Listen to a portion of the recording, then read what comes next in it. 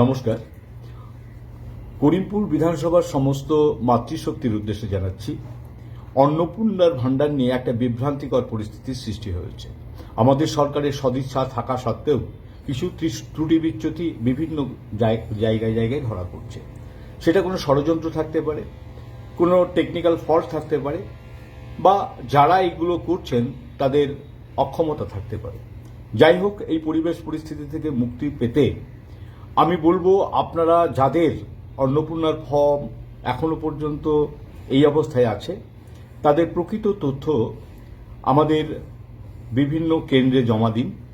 আমি সেই ফর্ম নিয়ে গিয়ে একেবারে যেখানে যেখানে যাওয়ার দরকার সেখানে গিয়ে সমস্যার সমাধানের চেষ্টা করছি, এবং আগামী 10ই জুলাই পর্যন্ত সেই চেষ্টার মাধ্যমে আমি দেখব আমার সমস্ত মাতৃশক্তি যাতে অন্নপূর্ণা যোজনার টাকা পায়। করিমপুর 1 এবং 2 পঞ্চায়েতের জন্য করিমপুর কার্যালয় দায়িত্বে থাকবেন মণ্ডল সভাপতি গৌতম কৃষ্ণ শিকদার।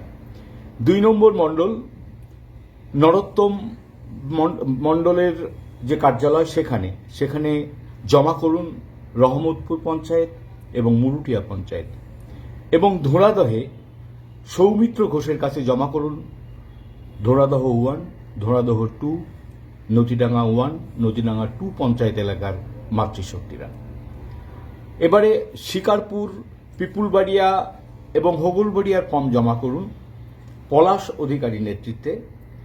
এই 3 অঞ্চলের ফর্ম কেচুয়াডাঙ্গা ডাক্তারখানা মোড়ে বিধায়কের কার্যালয়েও জমা করতে পারেন। এবং হরেকৃষ্ণপুর পঞ্চায়েতের হরেকৃষ্ণপুর, জামশেদপুর, মধুগাড়ি, এই 3 পঞ্চায়েতের যে বঞ্চিত মেয়েরা রয়েছেন তারা ফর্ম জমা দেবেন সুন্দরপুর কার্যালয়ে তীর্থ সরকারের নেতৃত্বে। রবিবার এবং সোমবার সকাল 7টা থেকে 11টা এই সময়ের মধ্যে আপনারা উপযুক্ত নথি, আপনাদের আইডি নাম্বার, পরিবার প্রধানের নাম, অ্যাকাউন্ট নাম্বার, আধার কার্ড নম্বর এবং মোবাইল নম্বর, এই তথ্যগুলো দিয়ে আপনারা নাম নথিভুক্ত করান। আমরা চেষ্টা করব যাতে প্রকৃত প্রাপকরা অন্নপূর্ণা যোজনার টাকা পায়। যাই হোক, বিভ্রান্তির জন্য এবং এই বঞ্চনার জন্য, সরকারের অনিচ্ছাকৃত বঞ্চনার জন্য যে ত্রুটি বিচ্যুতি হয়েছে তার জন্য বিধায়ক হিসেবে আমি অনুতপ্ত, এবং আমি দায়িত্ব নিয়ে বলছি আপনারা যাতে এই টাকা পান তার জন্য আমি আগামী 1 সপ্তাহ দারুণভাবে চেষ্টা করব। ধন্যবাদ।